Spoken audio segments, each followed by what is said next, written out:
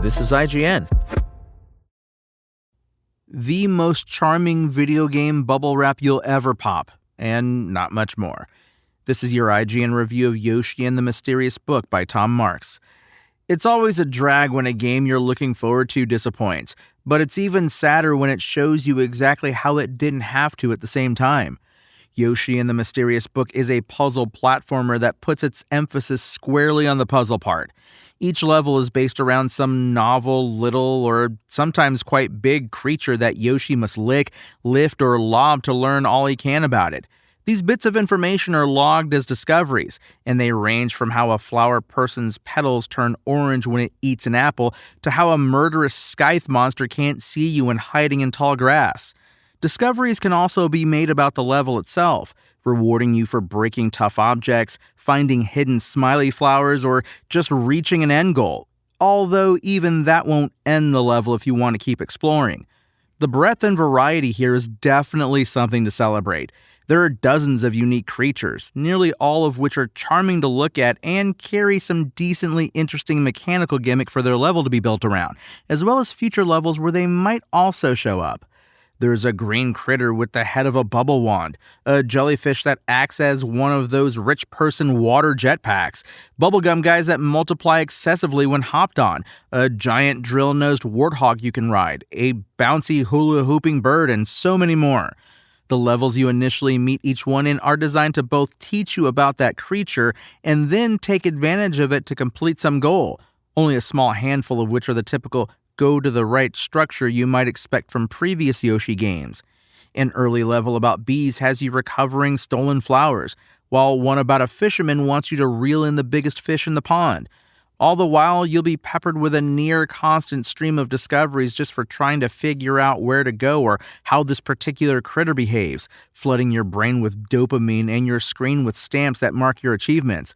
This constant creativity is a big reason why Yoshi and the Mysterious Book is so pleasant to play, but not all of these levels are created equal.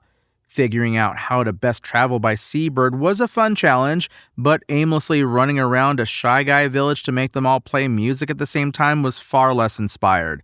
Levels that rely on some disappointingly wonky physics interactions were a particular low spot across the board. The other big issue is that these levels are all about the discoveries, so once most of them have been made, the actual levels lose a lot of their appeal.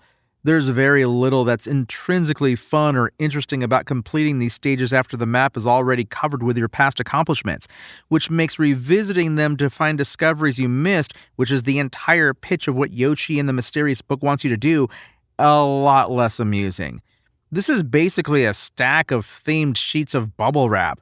Bubble wrap is fun to pop, but unless you're really serious about bursting every single one, no matter how mundane they may be, you're mostly just left playing with a limp piece of plastic after that first pass.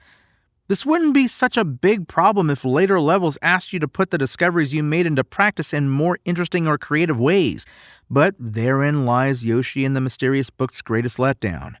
Many creatures will appear in later pages, asking you to use or interact with them to make discoveries about the newest research subject, but these interactions are typically pretty straightforward.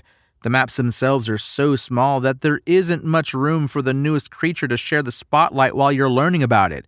About half the levels have a variant version that does put the focus on a specific creature interaction that wasn't in the main course, and these are some of the more interesting tasks you can find, but they are also exceptionally brief more often than not. Yoshi and the Mysterious Book is an undeniable delight, with adorable storybook creatures that are amusing to learn about in your first surprise-filled encounters with them. But while there's impressive variety on display, it comes at the cost of depth. Nearly all of its best ideas are left to wilt on the vine. The result is the most charming video game bubble wrap you'll ever pop, and not much more. Yoshi and the Mysterious Book's IGN score? 6 out of 10. Thanks for listening to IGN. My name is Tony Jackson, and for the latest updates on all things Nintendo, visit us at IGN.com. Spoken Layer.